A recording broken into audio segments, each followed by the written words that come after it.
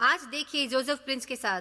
जब आप परमेश्वर के भवन में आते हैं तो हमेशा ये याद रखिए, ये इमारत नहीं है, बहुत से अंगों वाली मसीह की देह है जहां मिलकर हम आते हैं। ये कॉर्पोरेट अभिषेक है, उस वक्त मौजूद नहीं होता जब हम उनके लिए होते हैं। आमीन। पर यह अभिषेक आपकी मदद करेगा बहुत कुछ आसानी से प्राप्त करने में। आमीन। और ग्रहण करना ही तो इसका मकसद है। और मसीही जीवन में पूरा मकसद ही है ग्रहण करना। जी हाँ, जब यीशु ने हमें दी समानता कि मैं हूं दाखलता और तुम हो मेरी शाखाएं, तो हमसे क्या कह रहे हैं? आपकी भूमिका है ग्रहण करना। वहां शाखाएं केवल ग्रहण करती हैं, एक शाखा उत्पादित भूमिका अदा नहीं करती है। आमीन। वो उसके फल का उद्गम नहीं है, ये फल का सामर्थ्य नहीं है। ये भूमिका है फल लगाने की भूमिका, ग्रहण करने वाली भूमिका, प्रकट करने वाली भूमिका। लोग हमारे परमेश्वर के आशीषों को देखते हैं जिसका उद्गम इस धरती से बाहर का है। मुझे अच्छी आमीन मिल सकती है। परमेश्वर ने मनुष्य को बनाया, उसने मनुष्य को बनाया और परमेश्वर ने उन्हें एक संपूर्ण वातावरण में रखा। उनका कार्य पूरा हुआ, उसके करने के लिए कुछ भी नहीं है। सिर्फ एक आज्ञा दी परमेश्वर ने कि ये मत करना, मत खाना, भले बुरे के ज्ञान के पेड़ से मत खाना, सभी वृक्षों का फल तुम खा सकते हो। और कल्पना कीजिए कितनी अलग अलग किस्मों की नस्लें, अलग अलग किस्मों की। जी हाँ, वो सारे भोजन जो आज लुप्त हो गए हैं पशुओं की तरह से, जैसे वो लुप्त हो चुके हैं, जैसे मनुष्य का पतन हुआ वैसे। तो जब मनुष्य का पतन हुआ तो क्या हुआ? उनके जीवन का वही भाग जिसे जिसे भूख लगती थी, उसकी वो सब इच्छा जो अदन की वाटिका में थी। और मेरे ख्याल से परमेश्वर की अच्छाई का संकेत है उसका हृदय। जी हाँ, ठीक है, परमेश्वर ने उसे हर चीज प्रदान किए हैं और अब उसने अपने हृदय से परमेश्वर बना दिया है। बाइबल कहती है कि इसका परमेश्वर उसका हृदय है। आपको ये मिलेगा फिलिपियों में, राइट? अच्छा हुआ कि प्रभु यीशु आए और हम नए सिरे से जन्मे हैं। वही क्षेत्र जहां हम, ये एक सांकेतिक क्षेत्र है हमारी भूख जो तृप्त नहीं की जा सकती है। उस दिन, अंतिम दिन, होशन्ना रब्बा वाचा के तंबू के पर्व का अंतिम दिन, बाइबल में लिखा है यूहन्ना में। फिर पर्व के अंतिम दिन जो मुख्य दिन है, यीशु खड़ा हुआ और पुकार कर कहा उसने, अगर कोई प्यासा हो तो मेरे पास आकर पिए। जी हाँ, जो मुझ पर विश्वास करेगा, जैसा पवित्र शास्त्र में आया है, उसके हृदय में से जीवन के जल की नदियां बह निकलेंगी। किस भाग से? हृदय से। अब कुछ नए अनुवादों में कोशिश की गई है मूल उदर को हृदय में बदलने की। यह असल में हृदय शब्द नहीं है, यह है कार्डिया। यह शब्द है उदर। वास्तव में उदर यानी कि पेट, वो जगह जो मुख्य स्थान है आपकी तड़प का, आपकी भूख का, आपकी लालसा का। आमीन। मुख्यतया भोजन के लिए, पर मनुष्य पुकार रहा है भोजन से ज्यादा के लिए। जी हां, और उसके उदर से क्या बहेंगे? जीवन जल की नदियां बहेंगी। इसका मतलब क्या है? तड़प का वही क्षेत्र जो अब तृप्त हो चुका है, जीवन जल की नदियां। ऑलराइट, यीशु कहते हैं तुम मेरे पास आओ और पियो, तुम्हारे उदर से बहेंगी। वही क्षेत्र जहां आप हमेशा तड़प महसूस करते हैं, तड़प तड़प, और कभी संतुष्ट नहीं होते वो, ठीक है? वो क्षेत्र इतना संतुष्ट हो जाता है कि वो जीवन जल की नदियों से बहेगा। मैं आपको बहाव के बारे में कुछ बताना चाहूंगा। एक बर्तन बह नहीं सकता जब तक कि वो पूरा भर नहीं जाता और उससे उमड़ रहा हो। याद रखिएगा, ये बह नहीं सकता जब तक कि क्या आपने कभी इससे पहले अपने मग को धोया है? आपने नल को खुला छोड़ दिया और आप किसी और काम में मशगूल हो गए, और एक बार जब वो भर जाए तो क्या होता है? ये उमड़कर बहने लगता है। आमीन। और ये बहुत ही साफ होता है वो मग जब वो उमड़कर बहता है। तो प्रभु चाहते हैं हम उमड़कर बहें। देखिए, ये केवल हमारे विषय में नहीं है, ये दूसरों के लिए आशीष बनने के संदर्भ में है। कुआं जो हमारे खुद के इस्तेमाल के लिए होता है, उन दिनों एक कुआं परिवार के इस्तेमाल के लिए होता था। ये एक व्यक्तिगत संपत्ति है, पर नदियां दूसरों के लाभ के लिए होती हैं। आमीन। पता है, परमेश्वर ने मनुष्य को बनाया है उसके हृदय में अनंत काल रखकर। चलिए यहां पर सभोपदेशक का वचन 3 देखें। उसने सब कुछ ऐसा बनाया कि अपने अपने समय पर वो सुंदर होते हैं, और उसने मनुष्यों के मन में अनादि अनंत काल का ज्ञान उत्पन्न किया है। परमेश्वर ने मनुष्य के हृदय में अनंत काल डाला है। देखिए, मनुष्य अनंत काल के लिए रचा गया था, और यही वजह है कि उससे कम पर समझौता नहीं कर सकता है। वो मनुष्य जो अनंत काल के लिए बनाया गया था, वो कोशिश कर रहा है स्वयं को और अपने उदर को संतुष्ट करने की, धरती की गुजरने वाली चीजों और समय से। और आप संतुष्ट नहीं हो सकते, आप अधिकतम के लिए बनाए गए हैं, आप कम से तृप्त नहीं हो सकते। ये बहुत महत्वपूर्ण है, हमें ये समझना चाहिए, क्योंकि हम ये समझते हैं कि परमेश्वर ने पाया है एक रास्ता जिससे हम संतुष्ट हो सकें। चलिए देखते हैं लूका अध्याय 10। क्या आप सीख रहे हैं इस छोटी सी कहानी में? मैं चाहता हूं आप कुछ देखें जो परमेश्वर के हृदय में है। मैंने इसे कई बार पढ़ा है, आप ये जानते हैं। असल में ये मेरे हृदय का भी संदेश है। आप में से बहुत से जिन्होंने कुछ समय तक मुझे सुना है, मैं चाहता हूं कि आप यहां कुछ देखें जो शायद आपने ना देखा हो। कम से कम खुद से प्रश्न पूछिए, क्या इस पर आप विश्वास करते हैं? ओके। फिर जब वो जा रहे थे, वो एक गांव में गया और मार्था नामक एक स्त्री ने उसे अपने घर में उतारा, जहां मरियम नाम की उसकी एक बहन थी। उस प्रभु के पांवों के पास बैठकर उसका वचन सुनती थी। जी हाँ, और उसने क्या किया? यीशु के पांवों के पास बैठी और उनके वचन को सुनती रही। पर मार्था सेवा करते करते घबरा गई और उसके पास आकर कहने लगी कि प्रभु, क्या तुझे कुछ भी सोच नहीं है कि मेरी बहन ने मुझे सेवा करने के लिए अकेला ही छोड़ दिया है? तो उससे कह कि वो मेरी सहायता करे। प्रभु ने उत्तर दिया कि मार्था, हे मार्था, तू बहुत सी बातों के लिए चिंता करती है और बहुत घबराती है, परंतु एक बात अवश्य है। जी हां, एक बात अवश्य है, और उस उत्तम भाग को मरियम ने चुन लिया है जो उससे छीना ना जाएगा। अब मैंने बहुत बार इस पर उपदेश दिया है, हम में से बहुत से लोग इस पर परिचित होंगे कि हम परिचय को वास्तविकता चुराने देते हैं। हम वो चुराने देते हैं। अगर आप विश्वास करें कि एक बात की आवश्यकता है, तो आप ये क्यों नहीं करते हैं? एक बात की आवश्यकता है। क्या आप वाकई विश्वास करते हैं? बहुत से मसीह, हालांकि वो जानते हैं, वो इस कहानी को जानते हैं, वो जानते हैं यीशु ने क्या कहा था, पर वो विश्वास नहीं करते। मुझे कैसे मालूम? अगर वो सचमुच इस पर विश्वास करते तो वो इसे करते। वो उस एक आवश्यक चीज को करते तो हमारे मनों में, हालांकि हमारे दिमाग में सबसे ऊपर एक थियोरी है, उस जाने अनजाने भाग में, हमारे दिमाग में सबटेरेनियन भाषा में, और सचमुच जिस पर हम विश्वास करते हैं वो ये है, नहीं नहीं नहीं नहीं, हमें कुछ काम करने पड़ेंगे, नहीं तो ये नहीं होगा। मेरे ख्याल से ये पोएटिक लाइसेंस है, या आप इसे जो भी कहें, एक बात की आवश्यकता है। मेरे ख्याल से इससे ज्यादा बातें हैं। यीशु पर विश्वास नहीं करते, पर यीशु हमसे कह रहे हैं कि कैसे हमारे हृदयों में से जीवन जल की नदियां बहेंगी। पर पास्टर प्रिंस, सेवा के बारे में क्या? मार्था सेवा कर रही थी, मरियम बैठी थी यीशु को सुनते हुए। सुनो, आपकी सेवा के बारे में चिंता करने की आवश्यकता नहीं है। आपको चिंता करने की आवश्यकता नहीं है सामर्थ्य सेवकाई के बारे में वगैरह वगैरह। ये सब हो जाएगा जब जीवन जल की नदियां बाहर बहेंगी। पर यीशु आपसे क्या चाहते हैं? हर दिन प्रभु आपसे क्या चाहते हैं? और जो प्रभु हमसे चाहते हैं वो ये है कि हम उनकी उपस्थिति में बने रहें। आमीन। उनके पास आओ, चर्च में ना आओ, किसी संस्था में ना आओ, या किसी पंथ में ना आओ, या जो भी हो, उसके पास आओ और पियो। आपने बस अभी पढ़ा है, राइट? यूहन्ना 7, मेरे पास आओ और क्या? पियो। निकालो नहीं। पास्टर और लीडर्स वो ये नहीं कह रहे हैं कि पानी खींचो। खींचना, असल में दूसरों के लिए पानी निकाल सकते हैं, फिर भी प्यास से मर सकते हैं। आप पी नहीं रहे हैं, तो वहां ऐसे पास्टर हैं जो वचन के पास आते हैं तभी जब वो एक उपदेश तैयार कर रहे होते हैं। आप ऐसा नहीं कर सकते हैं पास्टर। आमीन। क्योंकि उमड़ता हुआ बहाव नहीं है, आप उमड़ते बहाव से उपदेश नहीं दे रहे।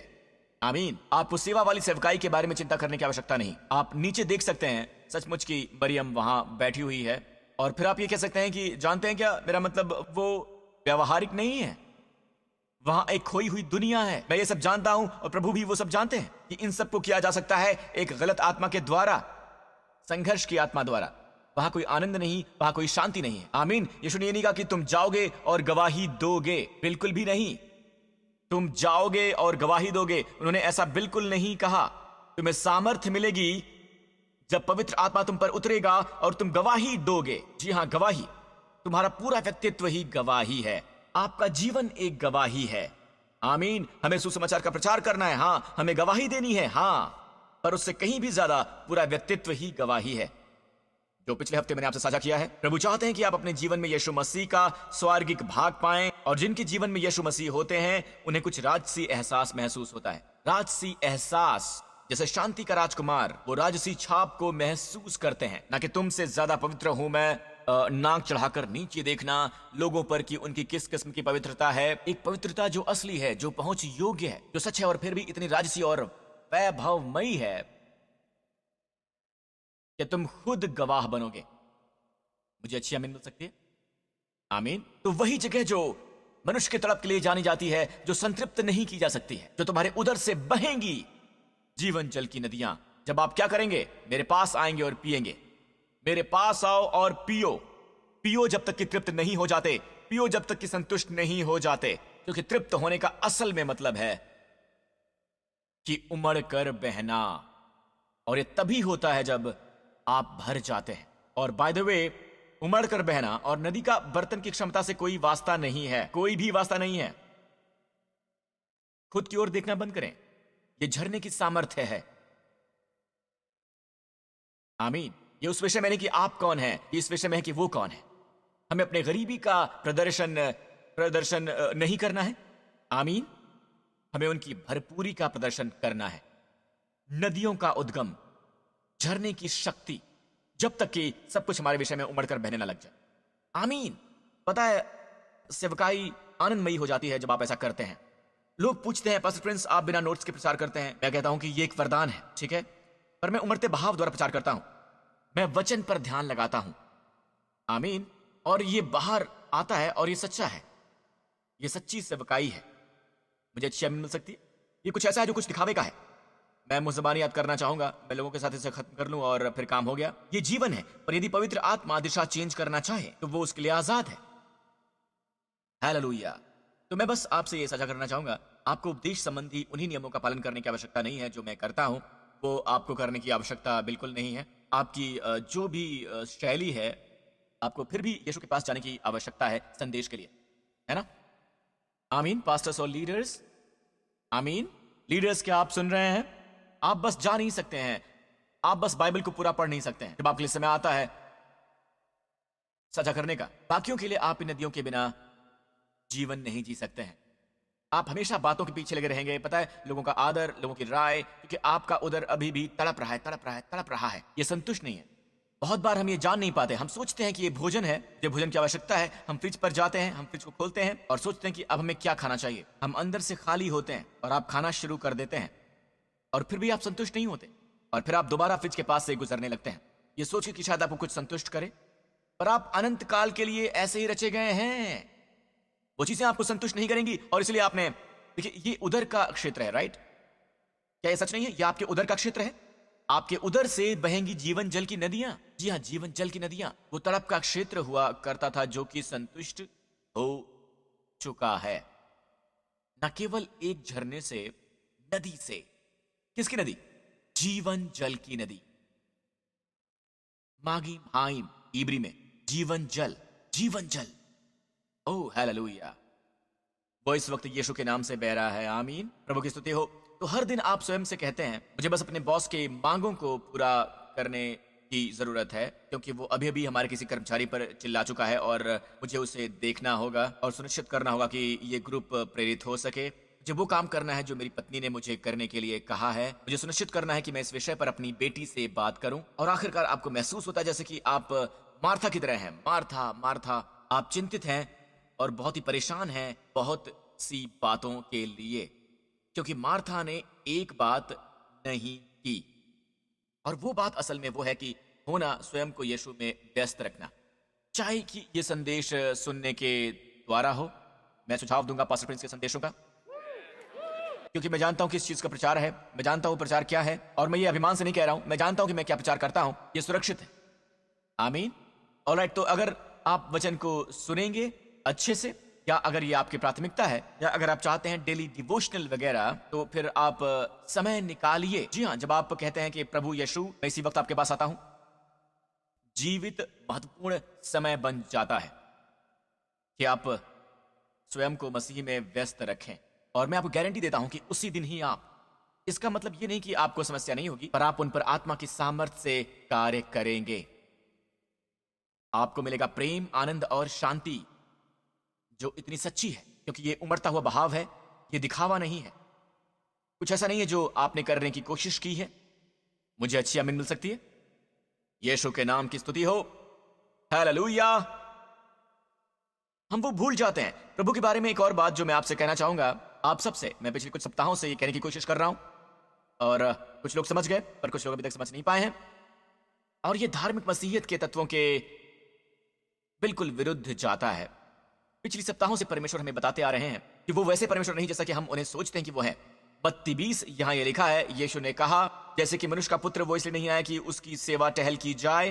क्या हम इस पर वाकई विश्वास करते हैं कि वो सेवा टहल करवाने के लिए नहीं आए थे, बल्कि सेवा करने के लिए आए थे? क्या हम वाकई विश्वास करते हैं?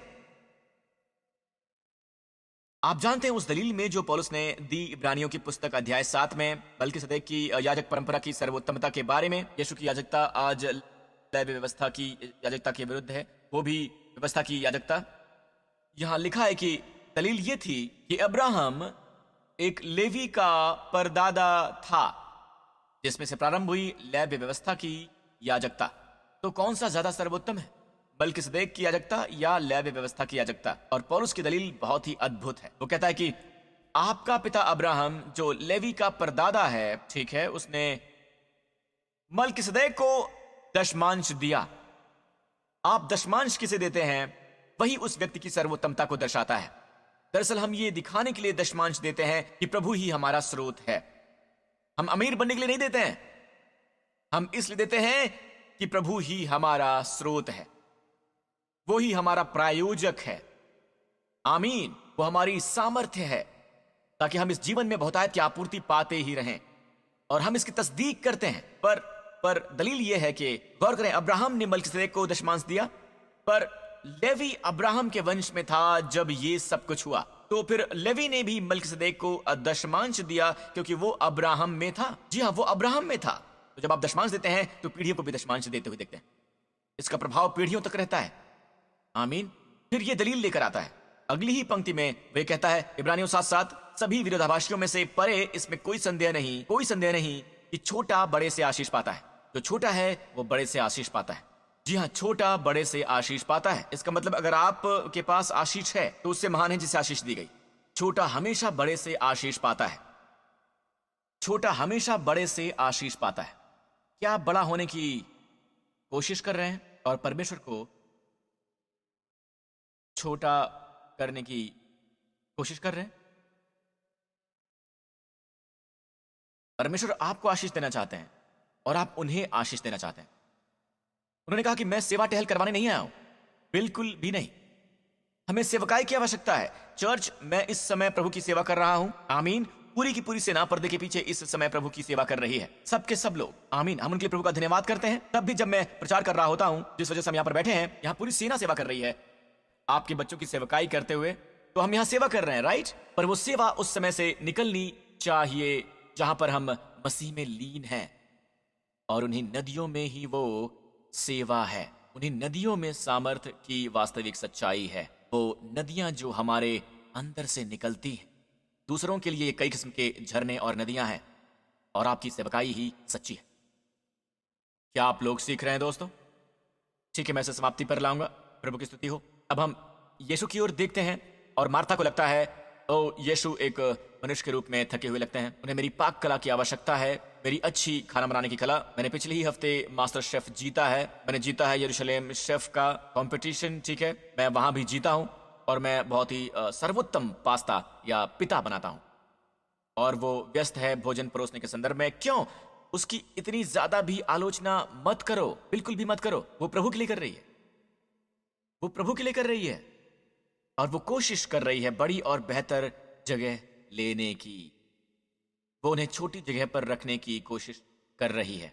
यीशु ने क्या कहा? प्रेरितों के काम 20 में पौलुस कहता है, और प्रभु यीशु की बातें स्मरण रखना आवश्यक है कि लेने से देना धन्य है।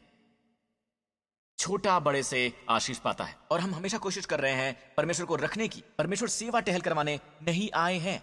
तो परमेश्वर स्वर्ग में ही रहते हैं या धरती पर, कि आप और मैं उनकी सेवा कर सकें।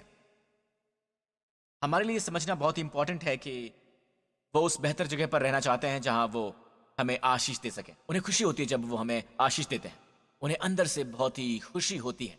तो मरियम ने मार्था से अलग देखा। मार्था ने यीशु को उनके थके हुए रूप में देखा, और मरियम ने उन्हें परिपूर्णता में देखा। और फिर भी वो अनंत भरपूरी, जिसमें से लिया जा सकता है, जिससे पिया जा सकता है, और जिससे आपूर्ति पाई जा सकती है, तो वो उनके पांव के नीचे बैठ गई। सांस्कृतिक तौर पर उसने गलत किया। बुरी संस्कृति है, चाहे चीन हो या मध्य एशिया हो।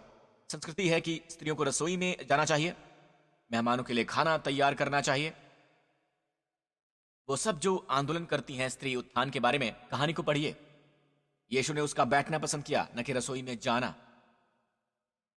और पता है क्या? वो बैठ गई और लीन हो गई उनकी सुंदरता में, और बस पीने लगी। वो बस पीने लगी जब तक कि उसका बर्तन भर नहीं गया पूरी तरह। और इसलिए ये मरियम, और कुछ लोग, बहुत संख्या में मरियम है, कुछ कहते हैं कि 6 है, कुछ ने कहा 7 है, बहुत ही संख्या में मरियम है, ठीक है। पर बैतनी की ये मरियम, लाजरत की बहन, ये वहां पर नहीं थी। पुनरुत्थान की सुबह आपने ये महसूस किया? मरियम मैगदलिन वहां थी। ये दूसरी मरियम थी जो वहां पर थी। मरियम तो यीशु की मां भी थी, पर बैतनी की मरियम वहां पर नहीं थी। और ध्यान रहे, मरियम मगदलीना, मगदला उत्तर में बहुत ही दूर है जहां उसका शहर है, फिर भी वो वहां पर थी। बैतनी की मरियम यरूशलेम से कुछ ही मील की दूरी पर है, पर वो वहां पर नहीं थी। बैतनी के मरियम के लिए ज्यादा नजदीक था, पर वो वहां नहीं थी, क्योंकि उसने उनके वचन को सोख लिया था, उनके वचन को पी लिया था। केवल वही एक थी जो जानती थी कि वो जी उठेंगे। हालेलुया। कुछ अध्यायों के बाद केवल वही है जिसने यीशु का अभिषेक किया। स्त्रियां तड़के सुबह आईं पुनरुत्थान के दिन यीशु का अभिषेक करने के लिए। उन्हें बहुत देर हो चुकी थी। इसलिए जब आप एक बात करते हैं तो आप सही समय पर सही काम कर लेते हैं। आप कर ही लेते हैं। आप उनकी सेवा करेंगे और अच्छी सेवा करेंगे उनकी पवित्र आत्मा के अगुवाई के आधार पर क्या आज आपने अपना जरूरी काम किया हुआ है? यीशु ने क्रूस पर सेवा की। वही है जो जिम्मेदार ठहराए गए हमारे सभी पापों का दाम चुकाने के लिए, और उन्होंने पूरी तरह दुख भोगा, पूरी तरह से। और आखिरकार उन्होंने पुकारा, पूरा हुआ। पूरा हुआ क्या है? परमेश्वर का सारा क्रोध। हमारे सभी पापों के लिए धर्मी लज्जा खत्म कर दी गई, पुरानी वाचा पूरी कर दी गई, व्यवस्था पूरी कर दी गई। असल में उनकी मृत्यु द्वारा व्यवस्था और अधिक बड़ी हुई। शत्रु, वो गर्जता दोष लगाने वाला, खामोश हो गया था और मनुष्य आशीषित हुआ। हम उससे बेहतर स्थान पर हैं बजाय आदम के जब वो स्वर्ग में था। हम उससे बेहतर जगह पर हैं बजाय आदम के जब वो आदम की वाटिका में था। हम मसीह के साथ बैठे हैं। अगर आप चाहते हैं कि आपके जीवन में सच हो और वास्तविक हो तो मेरे साथ ये प्रार्थना कीजिए कि ये हे स्वर्गीय पिता, ये कितना महान वरदान है। आपका पुत्र यीशु मसीह, मैं उसे स्वीकार करता हूं। यीशु मसीह मेरा प्रभु है और मैं आपका धन्यवाद करता हूं कि मसीह मेरे पापों के लिए मरा, उसे मुर्दों में से जिलाया गया, क्योंकि मेरे सारे पाप हटा दिए गए और आपने उन्हें मुर्दों में से जीवित कर दिया एक घोषणा के रूप में। यह एक संपूर्ण कार्य है, यह पूरा किया हुआ कार्य है। धन्यवाद पिता, अब मैं आपकी संतान हूं, आप मेरे पिता हैं। मैं अत्यधिक धन्य हुआ, अत्यधिक अनुग्रहित हुआ, अत्यधिक प्रेम का पात्र यीशु के नाम पर। और सब लोगों ने कहा आमीन। सब लोग खड़े हो जाइए, प्रभु की स्तुति हो। हालेलुया। आप सब अपने हाथ उठाइए जहां कहीं भी इस समय आप देख रहे हो। प्रभु की स्तुति हो। इस आने वाले सप्ताह प्रभु अपनी आशीषें आप पर भरपूर तरीके से बरसाएं। आमीन। क्या आप इसे ग्रहण करेंगे? तैयार हो जाइए। हर दिन के लिए रोजी रोटी है, अभी के लिए नहीं, या फिर 1 या 2 सप्ताह के लिए नहीं, बल्कि ये हर दिन चलता ही रहना चाहिए। बाइबल कहती है प्रभु का धन्यवाद जो प्रतिदिन हमें लाभों से लादे रहता है।